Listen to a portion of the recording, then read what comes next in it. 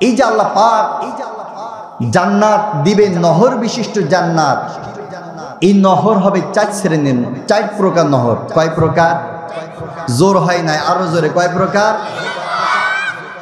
কিতাবের মধ্যে এসেছে, আল্লাহ রাব্বুল আলামিন বললেন, এমন জান্নাত তোমাদেরকে দেব যেই জান্নাতের তলদেই দ্বারা 4 প্রকার নহর প্রবাহমান থাকবে।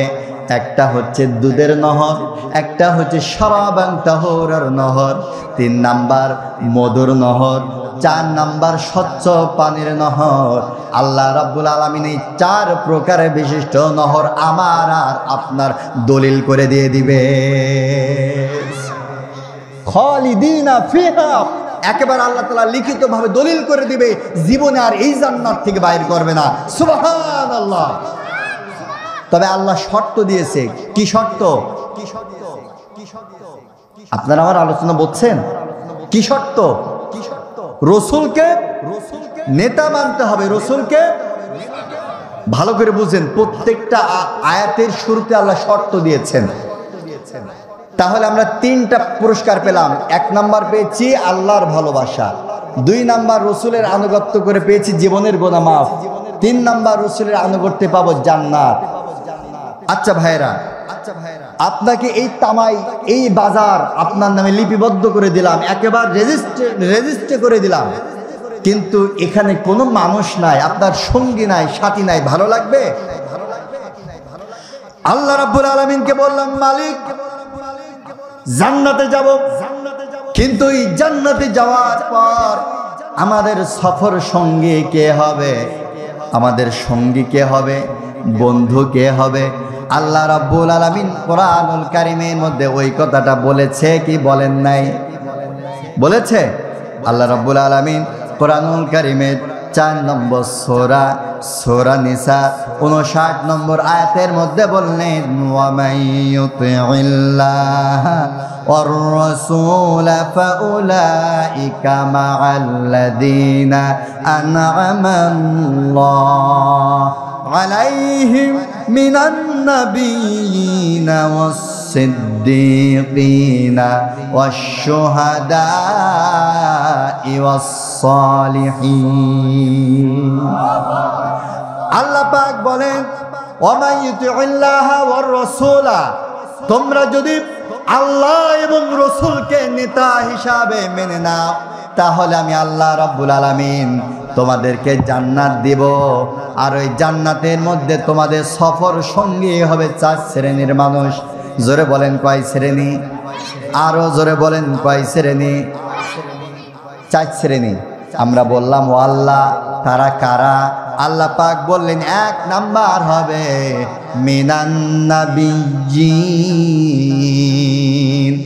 1 নাম্বার সঙ্গী তারা হবে, যদি তোমরা বিশ্ব নবীকে নেতা হিসাবে মেনে নাও, তাহলে আমি আল্লাহ কথা দিতেছি, আদম নবী থেকে বিশ্ব নবী মুহাম্মদুর রাসূলুল্লাহ সাল্লাল্লাহু আলাইহি ওয়াসাল্লাম পর্যন্ত যে অগণিত মানুষ, অগণিত নবী আর রাসূল পৃথিবীর মধ্যে এসেছে, হযরতে মুহাম্মদ সাল্লাল্লাহু আলাইহি ওয়াসাল্লামের মতো নবী জান্নাতের মধ্যে তোমার আর আমার বন্ধু হয়ে যাবে।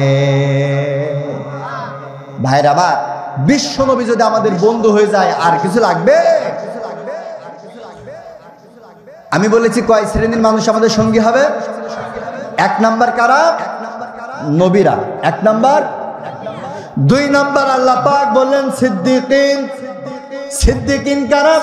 এর লম্বা চওড়া ব্যাখ্যা রয়েছে, রাত অনেক হয়ে গেছে, ব্যাখ্যার দিকে যাব না।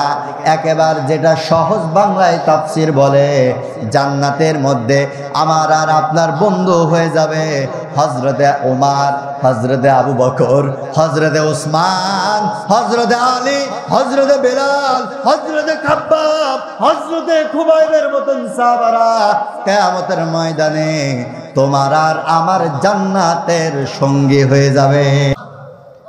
কাকে নেতা মানতে হবে? কোন মোসলা গোবলারে নেতা মানলে হবে না। ভাইরা আমার কিছুদিন আগে মাহফিল ছিল গোপালগঞ্জ, নাম শুনেছেন আপনারা? আল্লাহ আল্লাহ আল্লাহ করে গেলাম গোপালগঞ্জে। স্টেজে ওঠার আগে সভাপতি এসে আমার বলছে, হুজুর সারা বাংলাদেশ কিন্তু স্বাধীন হয়েছে, গোপালগঞ্জ এখনো হয়নি, দিকে শুনে কথা বললেন। আল্লাহ, আসলাম কোরআনের কথা কতি, আবার কি দেখি শুনে কথা কব? হুজুর হাসিনার নামে কিছু কবেন না।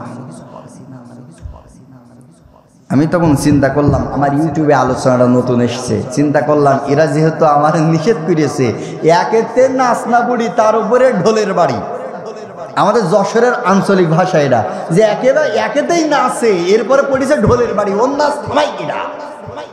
আর আমার তো এমনি ওদের গালাগালি দিয়ে অভ্যাস, আবার এসে আমার ঢোলে বাড়ি মারছে। একেবার সার্ফ এক্সেল ছাড়া কেজি সিঁড়ি দিয়ে আইছি। ভাইয়ের আমার, যেই কথাটা বোঝাচ্ছি, এইটা যেটা একটা শিক্ষা প্রতিষ্ঠান, এই জন্য অনেক কথা অ্যাঙ্গেলে মারতেছি, আপনারা শুধু শুনুন। আপনারা বইছেন প্যান্ডেলে, আমি মেরে দিচ্ছি অ্যাঙ্গেলে, মনোযোগটা শুধু আমার কাছে দেন। আল্লাহ পাক বললেন, যদি রাসূলকে নেতা যদি মেনে নাও, তাহলে আমি আল্লাহ রাব্বুল আলামিন তোমাদের 4 শ্রেণীর সঙ্গী দেব জান্নাতে। 1 নাম্বার হচ্ছে নবীরা, 2 নাম্বার হচ্ছে সাহাবারা, 3 নাম্বার হচ্ছে শুহাদা। ইসলামের জন্য, কোরআনের জন্য, ইসলামিক আন্দোলনের জন্য যারা বুকের তপ্ত রক্ত রাজপথে ঢেলে দিয়ে শহীদ হয়ে গেছে, আল্লাহ রাব্বুল আলামিন বললেন কিয়ামতের ময়দানে এই সকল শহীদরা তোমার আর আমার বন্ধু হয়ে যাবে। নাম্বার 4, আল্লাহ পাক 4 নাম্বার বললেন সালিহিন। সালেহীন, এই পৃথিবীর মধ্যে যারা সৎ কর্মশীল ছিল, ভালো মানুষ ছিল, সত্যবাদী ছিল, ন্যায়ের ওপর প্রতিষ্ঠিত ছিল, মানুষের কাছে মারে নাই, টেন্ডারবাজি করে নাই, চাঁদাবাজি করে নাই, সুদ খায় নাই, ঘুষ খায় নাই, বলধরি টাকা আদায় করে নাই। বুঝছেন তো ভালো মানুষ কারা? এই সকল মানুষ যখন কিয়ামতের ময়দানে জান্নাতে যাবে, ওই সকল ভালো মানুষগুলা তোমার আর আমার বন্ধু হয়ে যাবে।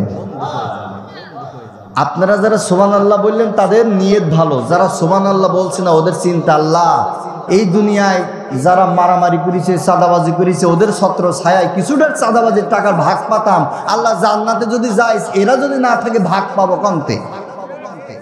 এরম কিছু? তাহলে আপনারা সকলে একসাথে বলেন সুবহানাল্লাহ।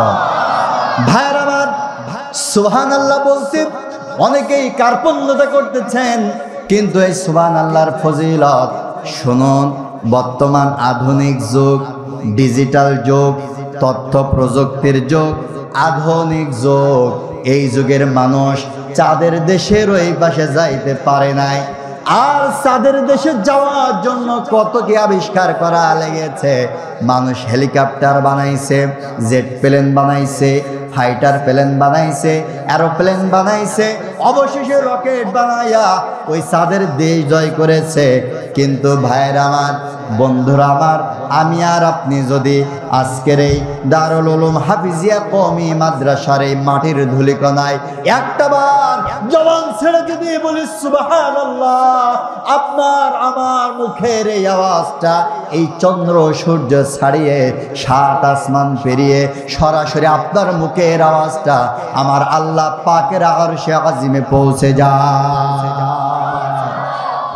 সুবহানাল্লাহ জোর আসতে হবে নাকি জোরে হবে? আল্লাহ রাসূল বলেন, আমার উম্মতের মুখ দ্বারা যদি একটা বার সুবহানাল্লাহ, আলহামদুলিল্লাহ, লা ইলাহা ইল্লাল্লাহ এই শব্দটা উচ্চারণ হয়, এই যে আসমান আর জমিনের মধ্যে ফাঁকা জায়গাগুলা, এই আল্লাহ তাআলা ফাঁকা জায়গাগুলা সব সওয়াব দ্বারা পরিপূর্ণ করে দেয়। সুবহানাল্লাহ, সুবহানাল্লাহ। ভাইরা আমার, তাহলে আল্লাহ রসুলকে মানলে কয় শ্রেণীর মানুষ পাবো জান্নাতে? নবীরা, সাহাবারা, শহীদরা, আর পৃথিবীতে যত সৎ কর্মশীল মানুষ ছিল, এই সকল মানুষরা জান্নাতের মধ্যে আমার আর আপনার বন্ধু হয়ে যাবে। সুবহানাল্লাহ। ভাইয়ের আমার, এত সময় আল্লাহর কোরআন দ্বারা আপনাদেরকে শোনাচ্ছিলাম, চলুন দেখে এইবার আল্লাহ রসুল কি বলেছেন? হাদিসের সেরা হাদিস বুখারী গ্রন্থ থেকে বলতেছি, আন আবি হুরায়রা রাদিয়াল্লাহু তাআলা আনহু قال قال رسول الله صلى الله عليه وسلم من أطاعني دخل الجنة। আবু হুরায়রা রাদিয়াল্লাহু তাআলা আনহু থেকে বর্ণিত, তিনি বলেন আল্লাহ রাসূল সাল্লাল্লাহু আলাইহি ওয়াসাল্লাম বলেছেন, যে ব্যক্তি আমার আনুগত্য করবে, নেতা হিসেবে বিশ্ব নবীকে মেনে নিবে, দাখালাল জান্নাহ, ওই ব্যক্তি সরাসরি আল্লাহ জান্নাতে প্রবেশ করবে।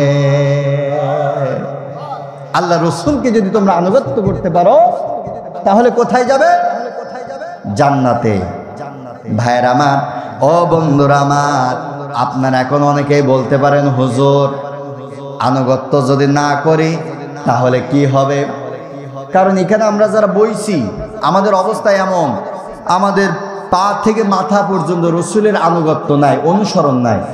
রসুলের জীবন আমরা দুই ভাগে ভাগ করি, একটা হচ্ছে সিরাত আর একটা হচ্ছে সুরাত। কিন্তু দেখা যায় সুরাতের সাথে আমাদের মিল নাই। আল্লাহ রসুলের দাড়ি ছিল, আমাদের দাড়ি আছে? ও বাবা, সপ্তাহে ক্লিন শেভ।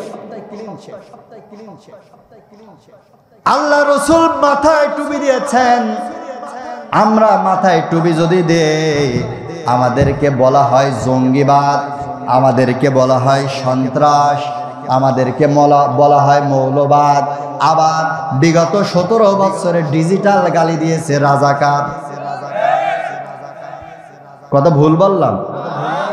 ও ভাই, যারা আমাদের রাজাকার বলে গালি দিছিল ওদের জীবনীটা আমি ভালো করে পর্যালোচনা করলাম, রসুলের জীবনীর সাথে ভালো করে মিলালাম, যে কেন তারা টুপি মাথায় দিলে আমাদের রাজাকার বলেছে, কেন জঙ্গিবাদ বলেছে, কেন সন্ত্রাস বলেছে, কেন মৌলবাদ বলেছে। আবার মাঝে মধ্যে এই রাম শুনেছি, হুজুররা দেশটা শেষ করে দিলে বলিছে না?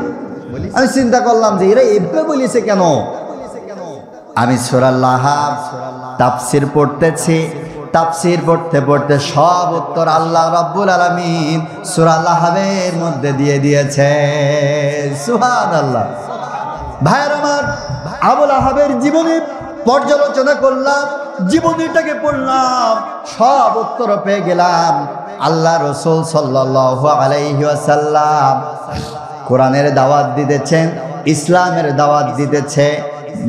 গোটা পৃথিবীর থেকে বিভিন্ন প্রান্তর থেকে মানুষজনগুলা হজ করতে মক্কা মদিনা এসেছে। আল্লাহ রাসূল তাদের আজকে দাওয়াত দিচ্ছে, লা ইলাহা ইল্লাল্লাহু মুহাম্মাদুর রাসূলুল্লাহ। আল্লাহ রাসূল দাওয়াত দিচ্ছেন, পেছন থেকে আবু লাহাব, কি নাম বললাম? আমার দিকে মনোযোগ আছে তো আপনাদের? খুব ভালো করে শুনেন। পেছন থেকে আবু লাহাব বিশ্ব নবীকে গিয়ে এই গলার গদ্দানের পরে ধরেছে, ধরে বিশ্ব নবীকে ধাক্কা দিতেছে। ও ভাইরা আমার, মনোযোগ দিয়ে কথাগুলো শুনুন।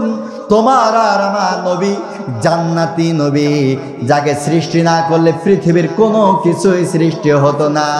ওই নবীকে আবু লাহাব গলার এখানে ধরেছে, ধাক্কা দিতেছে, মারতেছে, কাবা চত্বর থেকে বাহির করে দিতেছে। আগন্তুক হাজিরা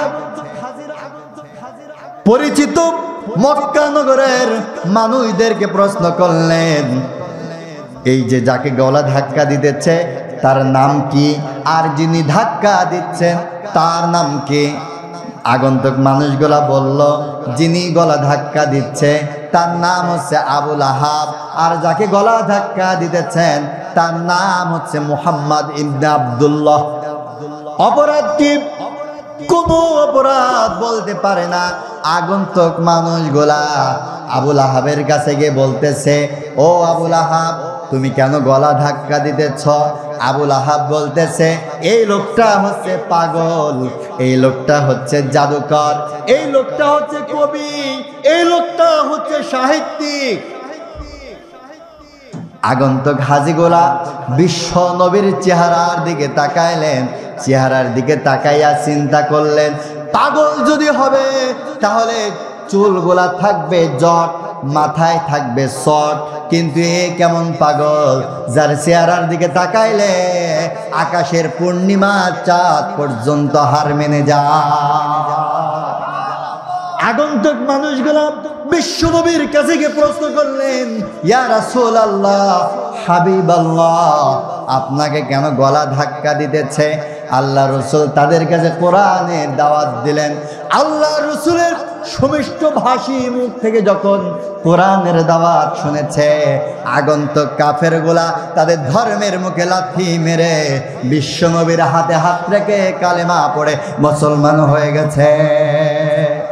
ভাইয়ের আমার, বন্ধুরা আমার, এবার মিলান বর্তমান সময়ের সাথে তৎকালীন সময় আবুল আহাবরা বিশ্বনবীর উপরে জুলুম করেছিল, নির্যাতন করেছিল, মেরেছিল। কারণ বিশ্বনবীর দোষ ছিল ইসলামিক আন্দোলন করা, কোরআনের দাওয়াত দেওয়া। এই অপরাধে আবুল আহাবরা বিশ্বনবীকে গলা ধাক্কা দিয়েছিলেন। বর্তমান সময় ইসলামিক আন্দোলন যারা করে, কোরআনের দাওয়াত দেয় যারা, তাদের পরেও জুলুম আর নির্যাতন আছে না নাই?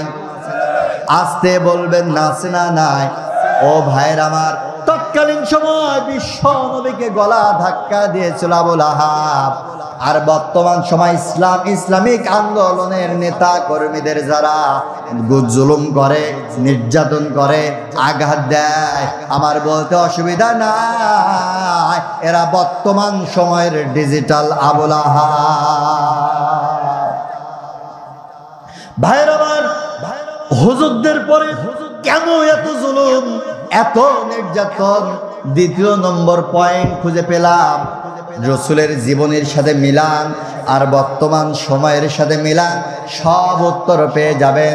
আল্লাহ রসুলের দ্বিতীয় পুত্র সন্তান যখন জন্ম হলো, কয় নম্বর সন্তান? দ্বিতীয় পুত্র সন্তান পৃথিবীর মধ্যে যখন জন্মগ্রহণ করলেন, আল্লাহ রসুল সাল্লাল্লাহু আলাইহি ওয়াসাল্লাম তার নাম রেখেছিলেন আব্দুল্লাহ। কি নাম? আল্লাহ রসুল জন্মের আগেই নিজের পিতাকে হারিয়ে ফেলেছিলেন। নিজের পিতা মুখখানা আল্লাহ রসুল দেখতে পান নাই, কিন্তু আল্লাহ রসুলের পিতার নাম ছিল আব্দুল্লাহ। আল্লাহ রসুল নিজের পুত্র সন্তানের নাম বাবার নামে নামকরণ করেছিলেন। আব্দুল্লাহ বলে ডাকলে আল্লাহ রসুল সান্ত্বনা পেতেন, প্রশান্তি পেতেন। কিন্তু কিছুদিন পরে আব্দুল্লাহ ইন্তেকাল করলেন, পৃথিবীর মায়া ছেড়ে অন্ধকার কবর জগতে যখন চলে গেলেন। আবুল আহাব চিন্তা করলো, এটাই হচ্ছে আসল ঘটনা। এই ঘটনা যদি মানুষের মাঝে প্রচার করতে পারি, তাহলে মুহাম্মাদের দ্বীনি ব্যবসা ধ্বংস হয়ে যাবে। আবুল আহাব মক্কা নগরের অলিতে গলিতে গিয়ে বলতে লাগলেন, মুহাম্মদ হচ্ছে লেস কাটা, মুহাম্মদ হচ্ছে নির্বংশ। বলি নাউজুবিল্লাহ। মুহাম্মদ হচ্ছে লেস কাটা, মুহাম্মদ হচ্ছে নির্বংশ। মুহাম্মাদের বংশে বাতি জ্বালানোর মতন আর কোনো মানুষ অবশিষ্ট রইল না, মুহাম্মাদের আগামী প্রজন্ম রইল না। মুহাম্মদ নির্বংশ, লেস কাটা। আল্লাহ রসুল অনেক কষ্ট পেলেন। আল্লাহ রসুল ঘরের মধ্যে গিয়ে বালিশে মাথা লাগায়া চোখের পানি ছেড়ে ছেড়ে কান্না করতেছেন। আল্লাহ রব্বুল আলামিন সাথে সাথে আয়াত নাজিল করলেন, ইন্না আ'তাইনাকাল কাউসার। মুখস্থ আয়াত, আমার সাথে পড়ুন, ইন্না আ'তাইনাকাল কাউসার। আল্লাহ রসুলকে আল্লাহ তাআলা সান্ত্বনা দিচ্ছেন, হে রাসূল, কাফেররা আপনাকে লেস কাটা বলেছে, তাতে কি হয়েছে? আমি আল্লাহ পাক রব্বুল আলামিন আপনাকে কথা দিতেছি, হাউজে কাউসারের মালিক আমি আল্লাহ রব্বুল আলামিন আপনাকে বানিয়ে দিলাম।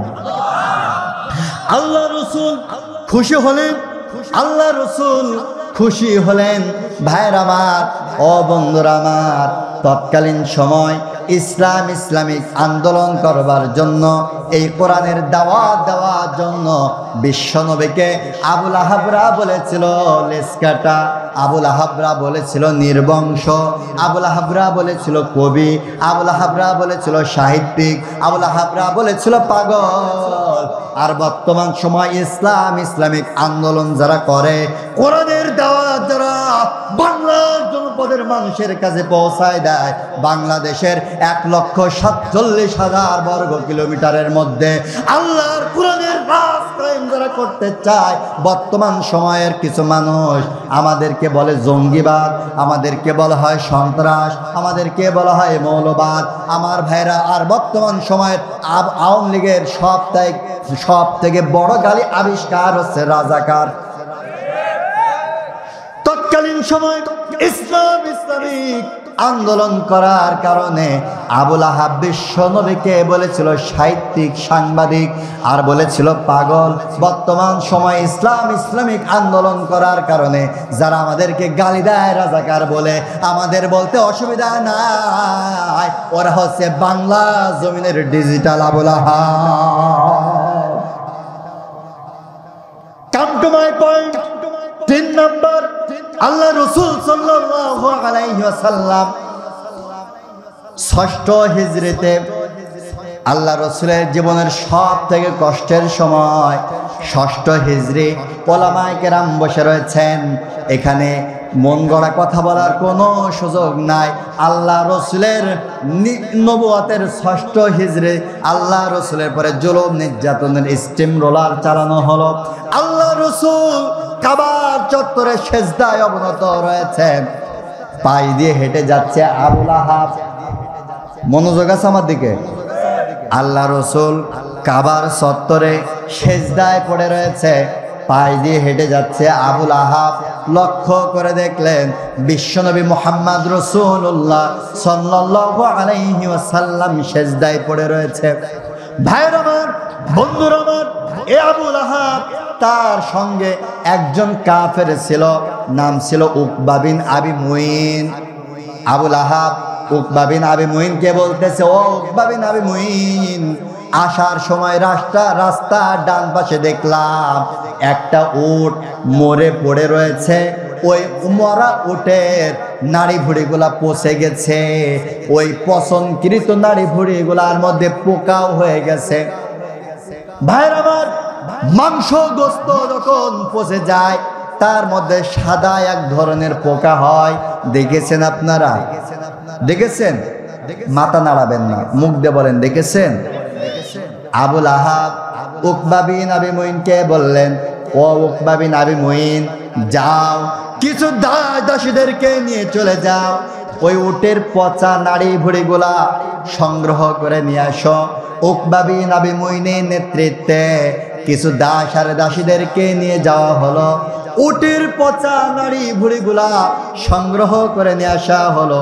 আল্লাহ রাসূল সাল্লাল্লাহু আলাইহি ওয়াসাল্লাম কাবার চত্বরে সেজদায় পড়ে রয়েছেন। ভাইরা আমার, বন্ধুরা আমার, আবুল আহাবের নেতৃত্বে উকবা বিন আবি মুঈন আর তার সহযোগীরা এই উটের পচা নাড়ি ভুড়িগুলা, পোকা নাড়ি ভুড়িগুলা আল্লাহ রসুলের মাথার উপরে চাপি দিয়েছে।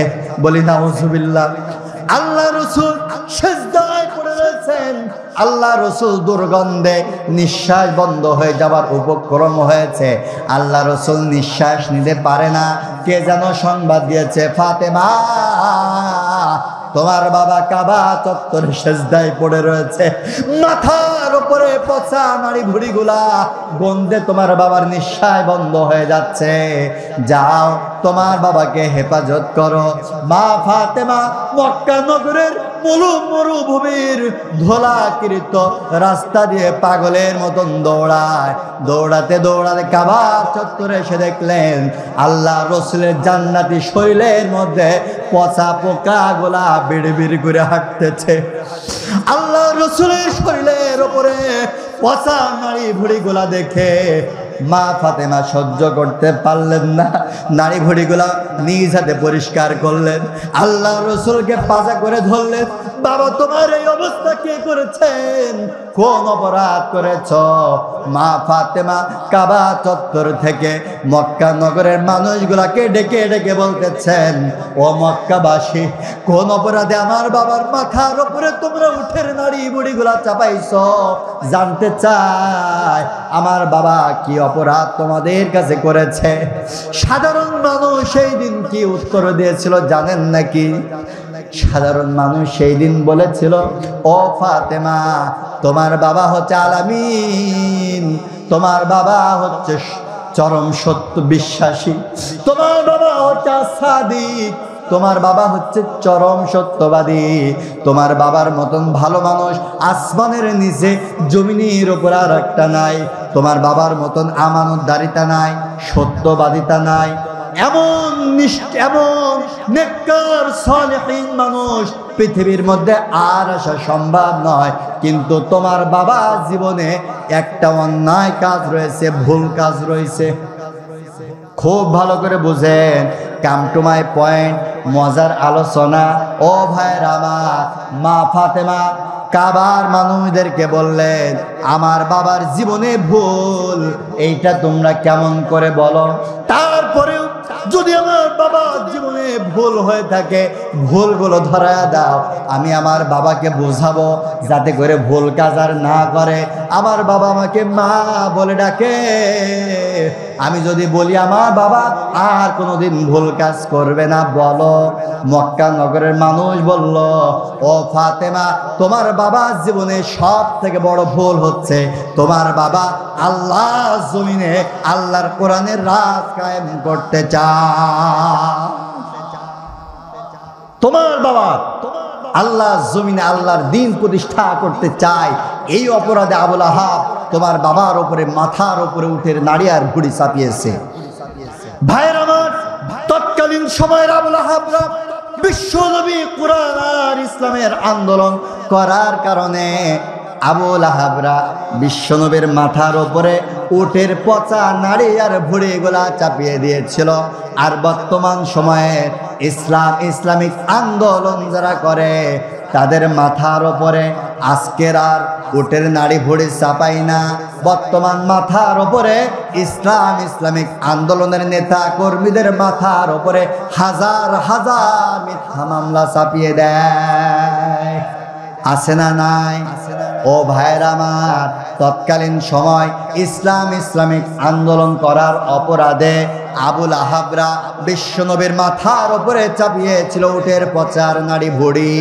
আর বর্তমান সময়ে ইসলামিক আন্দোলনের নেতা কর্মীদের মাথার উপরে যারা উটের পচা, যারা মিথ্যা মামলা চাপিয়ে দেয়, আমার বলতে কোনো অসুবিধা নাই, এরা বর্তমান বাংলা জমিনের ডিজিটাল আবুল আহাব। ভাইরা আমার, আল্লাহ রসুলকে আনুগত্য করতে হবে, আল্লাহ রসুলকে অনুসরণ করতে হবে। আল্লাহ রসুলের 23 বছর নবুয়তি জিন্দেগির একটা সব থেকে বড় লক্ষ্য আর উদ্দেশ্য ছিল, সেটা হচ্ছে জমিন যার আইন চলবে। সবাই কিন্তু বলেন নাই জমিন যার, আবার জমিন যার।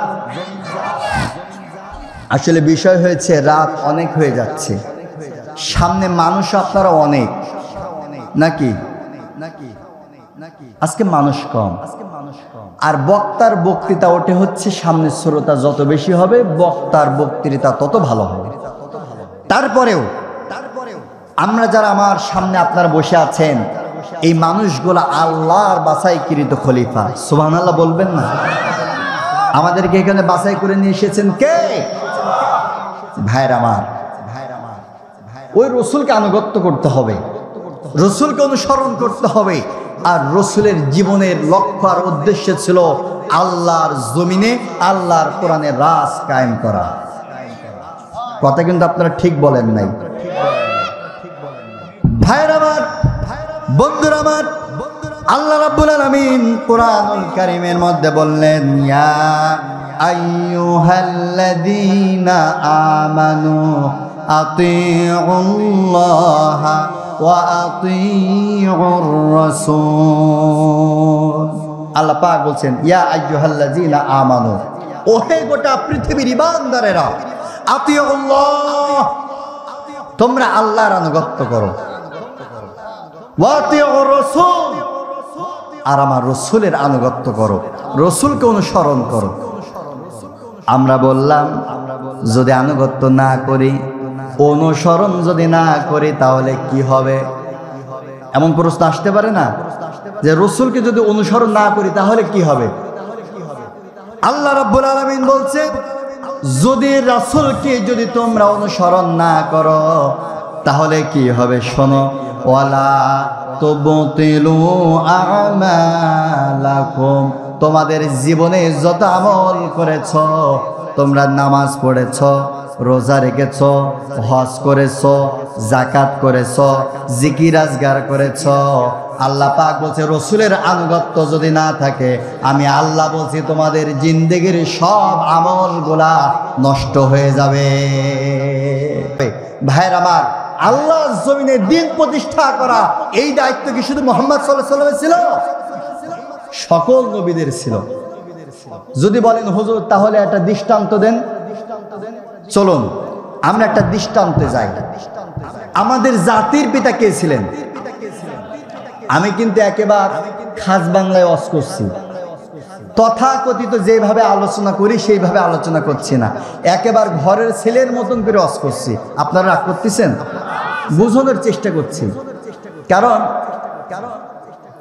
যেই ভঙ্গিতে আমি আলোচনা করি সেই ভঙ্গিতে আলোচনা করবার মতন পরিবেশ এখানে আমি পাই নাই, যার কারণে আপনারা ঘরের ছেলের মতন আলোচনা করছি। রাগ করেন নাই তো? মুসলিম জাতির পিতার নাম কি? বিগত 17 বছরে বলা হয়েছে জাতির পিতা অমুক। নাউজুবিল্লাহ বলবেন না। আল্লাহর কসম, যারা বিশ্বাস করেছে যে জাতির পিতা তাদের অমুক, তাদের ঈমান নষ্ট হয়ে গেছে। কারণ ঈমান নষ্ট হওয়ার জন্য বিরাট কিছু লাগে না, সামান্য একটা অক্ষরকে অস্বীকার করলেই কাফের হয়ে যায়। আমি আপনাদের এই যে তামাই বাজারে মসজিদে ঈমান ভঙ্গ হওয়ার কারণ সম্পর্কে একবার আলোচনা করেছিলাম। ভাইরা আমার, মুসলিম জাতির পিতা ইব্রাহিম আলাইহিস সালামকে আল্লাহ পাক বললেন, ও ইব্রাহিম, জমিন যার, আইন চলবে তার, কিন্তু তোমার সময়ের বর্তমান যিনি শাসক নাম কি ছিল? নমরুদ। কিন্তু নমরুদ তো এটা মানে না। নমরুদের কাছে দাওয়াত নিয়ে যাও, নমরুদকে বলো এইভাবে চলতে পারে না। ভাইয়ের আমার, বন্ধুরা আমার, ইব্রাহিম আলাইহিস সালাম নমরুদের কাছে গিয়ে বললেন, ও নমরুদ, জমিন যার, আইন চলবে তার, তোমার আইন দ্বারা এই পৃথিবী চলতে পারে না। ভাইয়ের আমার, নমরুদ বলল, ও ইব্রাহিম, তোমার রব আবার কে? আল্লাহ আবার কে? কোন রবের আইনে তুমি দেশ চালাতে বলছো? সে রবের পরিচয় দাও। হযরত ইব্রাহিম নবী বললেন, তোমার রব আমার রব একজন। জবান ছেড়ে বলুন তো তিনি কে? জবান ছেড়ে বলেন তিনি কে? এক হাত উঁচু করেন সবাই, শাহাদাত আঙ্গুলটা উঁচু করে বলেন আল্লাহ, আরো জোরে বলেন আল্লাহ। মুসলিম জাতির পিতা ইব্রাহিম নবী বললেন, ও নমরুদ, তোমার রব আমার রব হচ্ছে আল্লাহ, যিনি আসমান তৈরি করেছেন, যিনি জমিন তৈরি করেছেন, চন্দ্র সূর্য নক্ষত্র গ্রহ তারা কীট পতঙ্গ নভমণ্ডল ভূমণ্ডল যিনি তৈরি করেছেন, তিনি হচ্ছেন আমাদের রব আল্লাহ।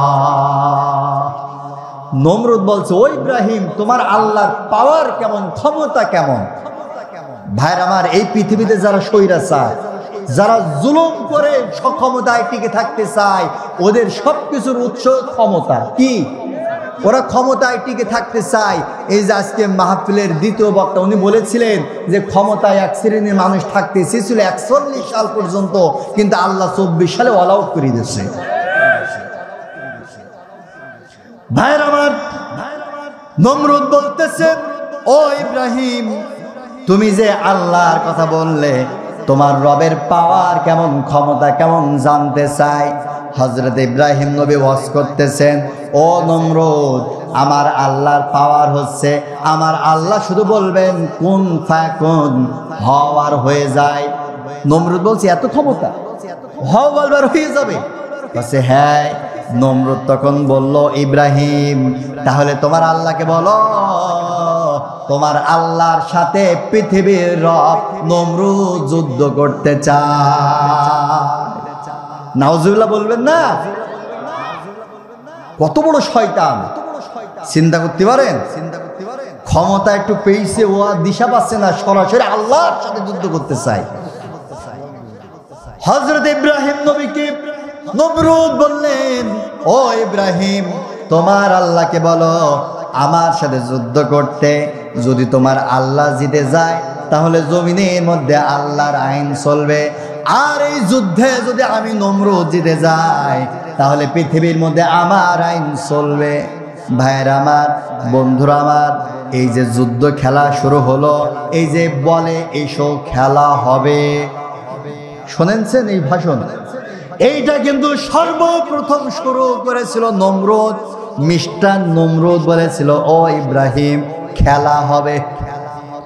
ইব্রাহিম নবী আল্লাহ পাককে বললেন, ও মালিক, পৃথিবীর জালেম শাসক নমরুদ তোমার সাথে খেলতে চায়, ও একটা দিন তারিখ চাই, কি করব? আল্লাহ পাক বললেন নমরুদ, আল্লাহ পাক বললেন ইব্রাহিম নমরুদকে বলে দাও আমার নাম হচ্ছে আল্লাহ, আমার সাথে দেবে যারা পাল্লা, আমি আল্লাহ রাখি না তাদের ঘাড়ের কল্লা। জোরে বলি সুবহানাল্লাহ।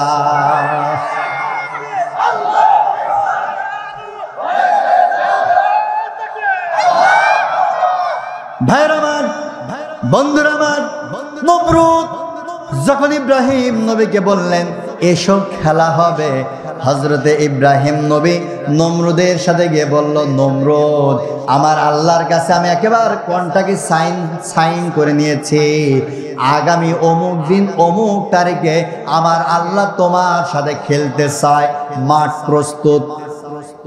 খুব ভালো করে বুঝুন, বিগত 17 বছর যারা আমাদের সাথে খেলা করতে চেয়েছিল আমরাও খেলতে প্রস্তুত ছিলাম, ঠিক কিনা? আমরাও খেলতে প্রস্তুত ছিলাম, কিন্তু যেই সকল খেলোয়াড় খেলার জন্য বারবার আমাদের আমন্ত্রণ জানাইতো, ওরা একটাও মাঠে এসে বলতো না, সব টিভির পর্দায়। আর আমাদের রেফারি তাকে রেখেছিল কারাগারে, নাম কি? আল্লামা দেলোয়ার হোসাইন সাইদি। আমরা বলেছিলাম একটাবার বাংলার জমিনে আমাদের রেফারি আল্লামা সাইদিকে বের করে দাও, দেখবো তোমরা কত বড় খেলোয়াড় বাংলার জমিনে হয়েছ। কিন্তু ওরা আমাদের রেফারিকে ছাড়ে। আচ্ছা বলেন তো দেখি, রেফারিরে যদি বেঁধে এক পক্ষ বলে এইসব খেলবো, ওদের মতলব কি ভালো? ওরা কিরাম খেলোয়াড় রেফারির বেঁধে থুয়ে বলছে খেলবো, আয় এ হইল। আবার এখন তারা পলাই গেছে, মানে ওয়াল আউট হয়ে এখন বলছে শর্ট করে ঢুকবো। কেন তো শর্ট করে ঢুকতে হচ্ছে, সরাসরি আয়। বিগত 17 বছর খেলবো কইলি আমরাও হকি স্টিক আর স্টামার ব্যাট নিয়ে আর বল নিয়ে 5 আগস্টে নামিলাম। জি ওবায়দুল কাদের বলেছিল খেলা হবে, দিন তারিখ যেই দিন আমরা 5 আগস্টে ফেলেছি 4 তারিখে মাল আউট। খেলার আগে ক্রিজে আসার আগে যেই প্লেয়ার আউট হয়ে যায় ওই প্লেয়ার আবার কিনা কয় যে খেলা হবে। ইব্রাহিম নবীকে, ভাইয়ের আমার, ও বন্ধুরা আমার, ইব্রাহিম নবীকেও নমরুদ বলল খেলা হবে। ইব্রাহিম আলাইহিস সালাম বলল মাঠ প্রস্তুত, রেফারি প্রস্তুত, সব প্রস্তুত, আয় খেলা হবে। ভাইয়ের আমার, বন্ধুরা আমার, ইতিহাস সাক্ষী দেয়, ইসলামী ইতিহাস সাক্ষী দেয়, হযরত ইব্রাহিম আলাইহিস সালাম এক প্রান্তে একা দাঁড়িয়ে রয়েছে, নমরুদ লক্ষাধিক বাহিনী, সশস্ত্র বাহিনী নিয়ে ময়দানে হাজির, তীর ধনুক তরবারি কামান বিমান নিয়ে হাজির। ভাইয়ের আমার, নমরুদ এসে দেখছে ইব্রাহিম আলাইহিস সালাম মাঠে একা। নমরুদ বলছে, ও ইব্রাহিম তুমি বললে খেলা হবে, খেলা হওয়ার জন্য তো প্লেয়ার দরকার, তুমি একা কেন, তোমার প্লেয়ার কই? ইব্রাহিম বলল আমাদের তোমাদের মতন সেজে গুজে আসা লাগে না, কারণ আমাদের একজন প্লেয়ার তিনি রয়েছে, আর ওই প্লেয়ার হচ্ছেন যিনি সকল প্লেয়ারদেরকে নিয়ন্ত্রণ করেন, যিনি আমাদের কোচ, আমার আল্লাহ আমাদের খেলা শিখিয়ে দিয়েছে। আল্লাহ পাক বলেছে তোমরা শুধু আল্লাহর পরে ঈমান আনবা, বাকিটা খেলার দায়িত্ব আল্লাহই খেলে দেবে। আমার ভাইরা, শুধুমাত্র বাংলা জমিনের এই একটা ডায়লগ খেলা হবে। এই খেলা হওয়ার ডায়লগটা নিয়ে আজকে ওয়াজ হবে, রাজি আছেন ভাইরা আমার? এই যে সেই জামানা চলছে, এই সেই জামানা নিয়ে আমার একটা কবিতা লেখা রয়েছে, বলবো। বিগত 17 বছরের সাথে মিলায়া আল্লাহ রসুলের হাদিস দ্বারা কবিতাটা আবৃত্তি করেছিলাম। কবিতাটা হচ্ছে, শেষ জামানায় জ্ঞানী হবে অপমান, গুণী হবে দোষী, সত্য যাবে নির্বাসনে, মিথ্যা হবে বেশি।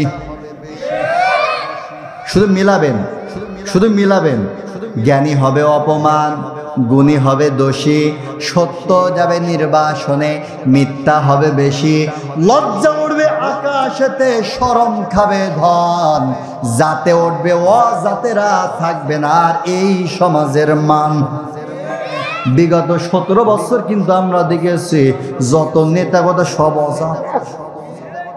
তাই কবি বলতেছে, জাতে উঠবে অজাতেরা, থাকবে না আর এই সমাজের মান, জ্ঞানী হবে অপমান জ্ঞানহীনদের কাছে। এই কথাটা আল্লাহ রসুল হাদিসে বলে গেছে। যতই করো বাড়াবাড়ি, মৃত্যু তোমার হবে। কিছু বিশ্বাস করো বা না করো, এ কথা বিশ্বাস করতে তোমার হবে। যেদিন তুমি মারা যাবে সবাই তোমার দেখতে আসবে, দেখবে তোমার লাশ। কেউ করবে কবর আর কেউ কাটবে বাঁশ, কেউ করাবে গোসল আর কেউ করাবে দাফন। ওই কবরে আল্লাহ ছাড়া তোমার কেউ হবে না আপন। নেতা বলো, নেত্রী বলো, কেউ তো কারো নয়। দুনিয়ার সব মায়া ছেড়ে ওই অন্ধকার কবর জগতেই চলে যেতে। ভাইয়ের আমার, ক্ষমতা চিরকাল থাকে না, ক্ষমতার একটা শেষ রয়েছে। নমরুদ ক্ষমতা দেখানোর জন্য সশস্ত্র বাহিনী নিয়ে ময়দানে হাজির। ইব্রাহিম নবী এক পাশে, নমরুদ বলতেছে, ইব্রাহিম বড় মুখ করে দিন তারিখ ফেললে, ময়দান নির্ধারণ করলে। প্লেয়ার কয়, আল্লাহ পাক বললে, নমরুদ একটুখানি সবর কর, প্লেয়ার আমি পাঠাচ্ছি। ওরা সব একেবারে গেস্ট হাউসে বসে রয়েছে, প্লেয়ার আসবে রইছে কর। ভাইয়ের আমার, আল্লাহ রাব্বুল আলামিন কিছু সময় পর প্লেয়ার পাঠালেন। নাম কি? জোরে বলেন। এমন প্লেয়ার, এর মধ্যে এমন গুণ রয়েছে, এমন ক্ষমতা রয়েছে। এই যে আমার মমিন ভাই, অনেক সম্মানিত মানুষ, এলাকার গ্রহণযোগ্যতা অনেক বেশি। ভাইয়ের কথার মধ্যে আমি বুঝেছি ভাইয়ের একটা কথার ওজন আছে। তা না হলে এত সুন্দর মাদ্রাসা পরিচালনা করা সম্ভব হতো। আমার মমিন ভাই জ্ঞানী মানুষ, সম্মানিত মানুষ, এলাকার প্রভাবশালী মানুষ, যার কথায় মানুষ লক্ষ লক্ষ টাকা দান করে। ভাই সারাদিন মাদ্রাসার কাজ করে রাতের বেলা ঘুমাইছে, মশারে টাঙাইতে দেরি মনে নাই যে ঘুমাইছে। কানের কাছে যখন প্রাণীরা এসে গান গেয়ে দেয়, বলেন তো ঘুম হয়? ভাই হয়? ভাই যতই ঘুমোক, কাঁচা ঘুম, যশোর অঞ্চলে বলে কাঁচা ঘুম। মনে করুন রাত 3টের সময় জেগে কাজ করে গিয়ে আপনি ঘুমাইছেন, ঘুম হইছে, এই ঘুম ভাঙান না। কানের কাছে যদি একটু গুনগুন করে গান গিয়ে যায় আর ঘুম। এমন একটা পাওয়ার আছে। আল্লাহ রাব্বুল আলামিন প্লেয়ার পাঠালেন। নমরুদ লক্ষ্য করে দেখলো আকাশের এক প্রান্ত থেকে কালো বাহিনী গুন গুন করে গান গাইতে গাইতে আসে। যেই বাহিনীর গায়ে কোপ মারাও যায় না, যেটা আমাদের যশোরে বলা হয় কোপ, আপনাদের এইদিকে বলা হয় আঘাত, না কি বলেন? কোপই বলে। মাশাআল্লাহ, যে বাহিনীর গায়ে কোপ মারা যায় না, নিয়েছে তীর মারাও যায় না। কিন্তু কিতাবের মধ্যে এসেছেন এই মশা নমরুদ বাহিনীর গায়ে কামড়াইতে দেরি হয়েছে, নমরুদ বাহিনী জমিনে লুটিয়ে পড়তে দেরি হয় না। নমরুদ ময়দানের অবস্থা তাকায় রাখছে। যেই প্লেয়ারটা রামদা নিয়ে, চাইনিজ কোরল নিয়ে, হেলমেট পরে, হাতুড়ি নিয়ে, হকি স্টিক নিয়ে যেই সামনে যায় সেই প্লেয়ার আউট হয়ে যায়। বুঝছেন তো, মানে লুটিয়ে যায়। নমরুদ চিন্তা করল আমার উপরের বড় প্লেয়ার চলে এসেছে, এখানে আর দাঁড়ানি যাবে না, এদের সামনে বলও করা যাবে না, এদের আম্পায়ারও ওদের, প্লেয়ারও ওদের, বলও ওদের, ব্যাটও ওদের, স্টাম্পও ওদের, মাঠও ওদের, ক্রিসও ওদের, থাক সব কিছু জীবন নিয়ে পালাই। নমরুদ পলাচ্ছে, নমরুদ পলাচ্ছে। ভাইরা আমার, এই আগন্তুক প্লেয়ারদের মধ্যে একটা প্লেয়ার ছিল ল্যাংড়া। দেখবেন আমরা যারা দুই পাওয়ালা, আমরা যখন হেঁটে যাই পাই দিয়ে দেখবেন আমাদের দুই পাওয়ালাদের চাইতে এক পাওয়ালাদের হাঁটার স্পিড বেশি থাকে। যেটা আমাদের যশোরের আঞ্চলিক ভাষায় বলা হয় বাঁশের চাইতে কঞ্চি শক্ত। দেখবেন যারা অন্ধ মানুষ, কানা মানুষ, যত অ্যাক্সিডেন্ট আমরা দুই চোখলা করি, আর যারা অন্ধ তার একটা লাঠি নিয়ে একেবারে বেলকুচির এ মাথা থেকে ও মাথা হেঁটে যাবে, মাগার কোনো অ্যাক্সিডেন্ট করবে না। যত অ্যাক্সিডেন্ট আমরা দুই চোখলা করি। ভাইয়ের আমার, এই ল্যাংড়া মশা আল্লাহ পাককে বললেন, মালিক আমাকে তুমি প্রতিবন্ধী করেছ, তোমার কাছে আমার জীবন নিয়ে কোনো অভিযোগ নাই, কিন্তু আজকে তোমার কাছে একটা ফরিয়াদ করতে চাই। ফরিয়াদ কি? ও মালিক, তুমি আমার একটা পা দাও না, এটা ঠিক, কিন্তু আজকে আমার মধ্যে একটা সুপার পাওয়ার দাও, যেই সুপার পাওয়ার দ্বারা এই পৃথিবীর সব থেকে বড় স্বৈরাচার কি? সত্যি কথা বলতে স্বৈরাচার যে বলে যে হাসিনার নাম বেরিয়ে আসছে, কি জ্বালা। কিন্তু মমিন ভাই বলিছে বলা যাবে না, আমি বলছি না, ও কথা আমি কবই না, কিন্তু বেরোয় আসছে। কি করব? এখন তো 5 আগস্টের পরে তো সুদিন, দুদিন বিগত 17 বছরে মুখ ঠিক রাখতে পারিনি, এখন কি করে ঠিক রাখতো? এ তো মুখ, এরা যতই বলি এ মোটে কথা শোনে না। আমারে মাঝে মধ্যে ঝাড়ি মারে, মানে আমি মুখটারে যখন নিয়ন্ত্রণ করতে চাই মনের মধ্যে থেকে মুখ আমার ঝাড়ি মারে। মুখ কি তোর নাই? এ মুখ তো আল্লাহ বানাইছে তোর কবার জন্য। কথা বলেন না কে? আচ্ছা বলেন তো দেখি, এই মুখ কি আল্লাহ আমার কথা বলার জন্য বানাইছে না? আমার জরিপে 10 লক্ষ আলেমের মধ্যে একজন বক্তা হয়। কয়জন? আলেম না, সরি, আলেম বলা ভুল হয়েছে। সাধারণ পাবলিকের মধ্যে 10 লক্ষ মানুষের মধ্যে থেকে একজন আলেম হয়। কয়জন? তার মানে এই মুখ আল্লাহ যখন যাদের বক্তা বানায়, আল্লাহ ওদের নির্বাচিতই করে নাই যে তুই শুধু পাবলিকের সাথে কথাই করবি। আমাকে বানাইছে আল্লাহ কথা বলার জন্য। এখন এই যে 10 লক্ষ মানুষের মধ্যে আল্লাহ আমাকে নির্বাচন করেছে, কথা কি আমার বলা লাগবে না? লাগবে না? যদি না বলি তার কি জবাব দিতে পারবো? কিয়ামতের ময়দানে আপনারা আমার ঠ্যাং টেনে ধরবেন। কি বলছিলাম? স্বৈরাচার নমরুদ পালাচ্ছে। ল্যাংড়া মশা আল্লাহ পাককে বললেন, মালিক আমাকে তুমি সুপার পাওয়ার দাও। এই জালেম কম জুলুম করে না, ইসলামপন্থী মানুষগুলাকে ধরে ধরে মেরেছে, রাতের বেলা কুরাস ফায়ার দিয়েছে, হাজারো আলেমকে ফাঁসি দিয়েছে। আল্লামা দেলোয়ার হোসেন সাইদির মতন আলেমকে 13 বছর কারাগারের মধ্যে বন্দি করে রেখে দিয়েছে। শুধু বন্দি করে ক্ষান্ত হয় না, আমাদের কোরআনের পাখিকে ওরা ইনজেকশনের মাধ্যমে শহীদ করে দিয়েছে। আমরা বলে থাকি আজ হোক কাল হোক বাংলার জমিনে আল্লামা সাইদি হত্যার বিচার বাংলার জমিনে হবেই হবেই হবে ইনশাআল্লাহ।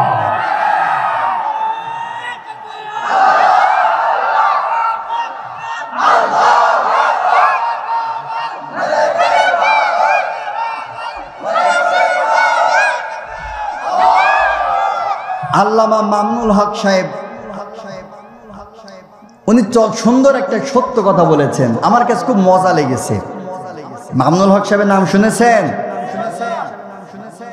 এই জালিমের জুলুমের অত্যাচারের শিকার তিনি ছিলেন। তিনি বলেছেন, আপা আপনি যেখানে আছেন ভালো আছেন, সময় হলেই শর্ট করে আসা লাগবে না, আমরা ধরে নিয়ে আসবো। আমাদের সাতক্ষীরার আব্দুল খালেক সাহেব বলেছেন, জিকানের মাল শিকানে চলে গেছে। কথাগুলো খুব সুন্দর। ভাইয়ের আমার, নমরুদ যখন দৌড়াচ্ছে, মশাও পেছনে লেগেছে। নমরুদের আস্তে করে নাক দিয়ে ঢুকে একদম জাগায় চলে গেছে। ভাইয়ের আমার, চমৎকার কথা। মশাটা যখন নাকের মধ্য দিয়ে নাকাম মাথার মধ্যে চলে গেছে, এখানে চরম একটা শিক্ষা আমাদের জন্য রয়েছে। ভাইয়ের আমার, মশা মাথার মধ্যে গিয়ে কামড় দেয়। হজরতে ইব্রাহিম আলাইহিস সালাম লক্ষ্য করে দেখলেন, নমরুদ মাথার মধ্যে যখন কামড় দেয়, নমরুদ তিড়িং বিড়িং করে নাচা শুরু করে দেয়, দৌড়াতে দৌড়াতে। ভাইয়ের আমার, শোনেন, সামনে আমাদের এই বিষয়টা নিয়ে চরম একটা শিক্ষা আসছে। আমি কিন্তু বলেছিলাম আল্লাহ রসুল সাল্লাল্লাহু আলাইহি ওয়াসাল্লামের আদর্শ আমাদের মানতে হবে। আমি বলেছিলাম আল্লাহ রসুলের আদর্শ ছিল আল্লাহ জমিনে আল্লাহর আইন প্রতিষ্ঠা করা। এটা ছিল আল্লাহ রসুলের আদর্শ, আল্লাহ রসুলের লক্ষ্য, আল্লাহ রসুলের উদ্দেশ্য। সেই কথা অনুযায়ী ইব্রাহিম আলাইহিস সালামের জীবনী টেনেছি। ইব্রাহিম আলাইহিস সালামকে আল্লাহ পাক বলেছিলেন, আল্লাহ জমিনে আল্লাহর দ্বীন প্রতিষ্ঠা করা লাগবে, আল্লাহর হুকুম প্রতিষ্ঠা করা লাগবে। যদি আপনার বিশ্বাস না হয়, কোরআনুল কারীমের 42 নম্বর সূরা, সূরাতুশ শূরার 13 নম্বর আয়াত, আল্লাহ পাক বলছেন, শারা'a লাকুম মিনাদ-দ্বীন মা ওয়াসসা বিহি নূহান ওয়াল্লাযী আওহাইনা ইলাইক ওয়া মা ওয়াসসাইনা বিহি ইব্রাহিম ওয়া মূসা ওয়া ঈসা আন আকিমুদ-দ্বীন ওয়া লা তাতাফাররাকু ফি। আল্লাহ পাক এখানে নবীদেরকে ডেকে বলছেন, ও ইব্রাহিম, ও মূসা, ও নূহ, ও ঈসা, তোমাদের কাজ হচ্ছে জমিন যার আইন প্রতিষ্ঠা করা লাগবে। আমি সেই ইতিহাসটাই বলছি। আজকে যে হাফিজিয়া মাদ্রাসার উদ্যোগে মাহফিল, আমিও তো হাফেজ, কোরআনের আয়াত থেকেই কথা বলছি। ভাইয়ের আমার, বন্ধুরা আমার, হযরত ইব্রাহিম নবীর নাকের মধ্যে হযরতে ইব্রাহিম আলাইহিস সালামের বাহিনী মশা নমরুদের নাকের মধ্যে যখন মাথার মধ্যে ঢুকেছে, নমরুদ বাড়িতে গিয়েছে, মাথার যন্ত্রণায় ছটফট করতেছে। ভাইয়ের আমার, বন্ধুরা আমার, নমরুদ ডাক্তারদেরকে ডাকলেন, ডেকে বললেন, ও আমার ডাক্তার, তোমাদের কাছে আমি জানতে চাই, মাথার যন্ত্রণা সহ্য হয় না, যে কোনো কায়দায় মাথার যন্ত্রণাটা তোমরা সারিয়ে দাও। পৃথিবীর সব থেকে বড় বড় ডাক্তার ট্রিটমেন্ট করলেন, কিন্তু ট্রিটমেন্টে কাজ হয়। কারণ আমাদের দেশে একটা কথা আছে, ধরে ধরে আমার আল্লাহ ধরে ধরে ধরে না, আর আমার আল্লাহ যখন ধরে তখন আর ছাড়ে। নমরুদকে ধরে ফেলেছে। নমরুদ ক্ষমতার পাওয়ার দেখিয়েছিল। আজও ক্ষমতা দেখানোর মানুষ আছে না নাই? আছে। হক কথা শুনলে ওদের জ্বালা ধরে যায়, ওদের ভালো লাগে না।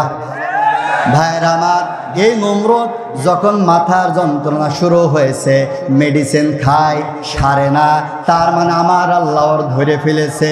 নমরুদ বলে, কি ঘোড়ার ডিম ডাক্তারি তুমি শিখেছ, মাথার যন্ত্রণা সারাইতে পারো না। পৃথিবীর সব থেকে বড় বড় ডাক্তারদেরকে কল করা হলো, বড় বড় ডাক্তার আসলো, মাথার যত প্রকার পরীক্ষা নিরীক্ষা করা দরকার সব পরীক্ষাগুলা করলো, এত প্রকারের মেডিসিন প্রয়োগ করলো, কিন্তু নমরুদের মাথা যন্ত্রণা যায়। জোরে বলেন, যায়। নমরুদ বলতেছে, কি ডাক্তারি শিখেছেন? ডাক্তাররা তখন অতিষ্ঠ হয়ে বললেন, ও মিস্টার নমরুদ, আমরা মেডিকেল সায়েন্সের শেষ পাতায় পড়েছিলাম, সব মেডিসিন শেষ হবে যেখানে, জুতা মেডিসিন শুরু হবে সেখানে। ট্রিটমেন্ট একটাই। ভাইয়ের আমার, নমরুদ বলতেছে, তোমরা কি বলতে চাও? ডাক্তারগুলা বলতে চায়, সব মেডিসিন তো প্রয়োগ করলাম, একটু জুতার মেডিসিন দিয়ে দেখি সারে কিনা। নমরুদ তখন বলতেছে, এত মেডিসিন যেহেতু দিছো সারে নাই, তাহলে এই মেডিসিনটা প্রয়োগ করো। তবে আমার ঘরের মধ্য থেকে কিছু পাতি নেতা রয়েছে, এইগুলারে আগে ঘর থেকে বের করো, তা না হলে এদের সামনে যদি পিটাও তাহলে এরাই আগামীকাল মোড়ের মাথায় চার দোকানে বলে বলে বেড়াবে আমাদের খোদা জুতা পিটে খাওয়া খোদা। কাজে এইগুলারে আগে বের করো। নমরুদের ঘরে কথা মতো নেতাগুলাকে বাইর করে দেওয়া হলো। ও ভাইয়ের আমার, বন্ধুরা আমার, পায়ের থেকে জুতাটা খুলে ডাক্তার যেই না নমরুদের মাথায় বাড়ি মেরেছে, নমরুদের মাথার মশাটা ঘাপটি মেরে বসে পড়েছে। নমরুদের ভালো লেগেছে। বুঝছেন আমার কথা? নমরুদের ভালো লেগেছে। নমরুদ বলতেছে এত মেডিসিন প্রয়োগ করেছ কিন্তু কাজ হয় নাই, যেই জুতা মেডিসিন মেরেছ কাজ হয়েছে, মারো। ডাক্তার মারতেই রয়েছে, যখন মারে মশাটা ঘাপটি মারে, আবার যেই তুলে নেয় মশাটা আবার কষান শুরু করে দেয়। নমরুদ বলতেছে এইভাবে হবে না, একটানা জুতাও। ভাইয়ের আমার, সেই দিন নমরুদের ডাক্তার বলল আমি MBBS পাশ করেছি, FCPS পাশ করেছি, এত বড় ডিগ্রি অর্জন করেছি, এখানে তোমাকে জুতা পেটা করার জন্য নয়, আমি তোমাকে প্রেসক্রিপশন করে দেব, প্রেসক্রিপশন অনুযায়ী জুতা পিটা খাও। আমরা যখন অসুস্থ হয়ে যাই আমাদের ডাক্তার প্রেসক্রিপশন করে।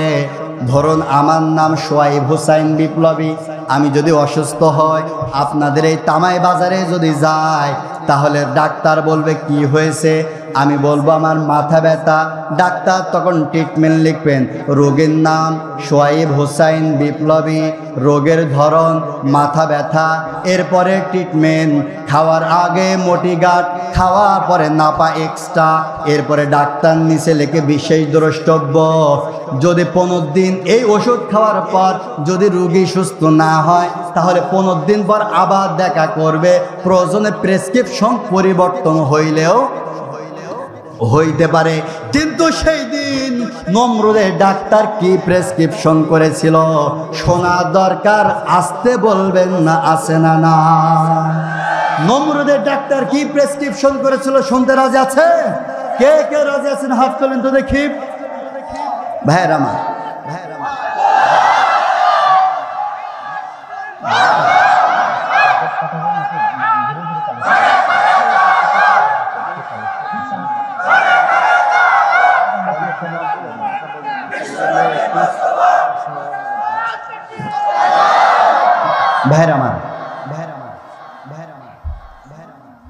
আমরা সকলে আলোচনা শেষ শুনতে রাজি আছি, তবে মাহফিল কমিটি, উস্তাদ এবং সেক্রেটারি সাহেব আমাকে অনুরোধ করেছে কিছু দানের বিষয়ে কথা বলার জন্য। ভাইয়ের আমার, আমি মুসাফির মানুষ, আলেম মানুষ, আপনাদের কাছে এসেছি, একটা অনুরোধ করছি। এই মাদ্রাসার জন্য একজন ভাই 10,000 টাকা দেবেন, হাত তোলেন তো। আমি দোয়া করব এই মজলিসের মধ্য থেকে আল্লাহ তাআলা যেন তাকে সর্বপ্রথম জান্নাতি হিসাবে কবুল করে নেয়। আমি ওলামাদেরকে নিয়ে বসে আছি, মুসাফির মানুষ, আপনাদের কাছে চেয়েছি একটা মানুষ 10,000 টাকা তুলে বলবেন হুজুর আমি 10,000 টাকা দেব। আমি দোয়া বলি, আমাদের সামনে একটা কিতাব থাকে, এই কিতাবের নাম কি? সবাই জোরে বলেন। এই কোরআন যিনি নাজিল করেছেন তিনি কে? আমার স্রষ্টা এই মেসেজ আমাদেরকে বলেছেন আপনাদের কাছে পৌঁছায় দিতে, নাকি এটা আমি ব্যক্তিগতভাবে আপনাদের কাছে বলতে এসেছি? আল্লাহ পাক বলেছেন এই কোরআনের হক কথা যারা গোপন করে তারা হচ্ছে বোবা শয়তান। কি শয়তান? বোবা শয়তান। কাজী এই কোরআনের হক কথা বললে কিছু মানুষের গা তো জ্বলবেই। বেগুন আর ইলিশ মাছ যখন রান্না হয় কে না পছন্দ করে, কিন্তু এক শ্রেণীর মানুষ এই বেগুন আর ইলিশ মাছ রান্না হলে তার ধারের কাছেও যায় না। বলেন তো বুদ্ধি করে তারা কারা?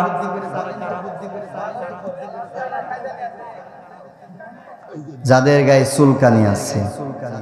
বিগত 17 বছর আমরা দেখেছি কোরআনের হক কথা বলার কারণে আলেমদের সামনে থেকে মাইক কেড়ে নেওয়া হয়েছে। বিগত 17 বছর আমরা দেখেছি স্টেজে উঠে বক্তাদেরকে গালি দেওয়া হয়েছে। বিগত 17 বছর দেখেছি বক্তাকে মারধর করা হয়েছে। আজকের ময়দান থেকে স্পষ্ট ভাষায় বলছি, 5 আগস্টের স্বাধীনতার পরে এই দৃশ্য আমরা আর দেখতে চাই না। এই বাংলাদেশ কোরআনের বাংলাদেশ, এই কোরআনের ইসলামের বাংলাদেশ, আগামীর সূর্য কোরআনের সূর্য, বাতিলের চক্রান্ত বাংলার জমিনে প্রতিষ্ঠা হতে দেওয়া হবে না, হবে না, হবে না।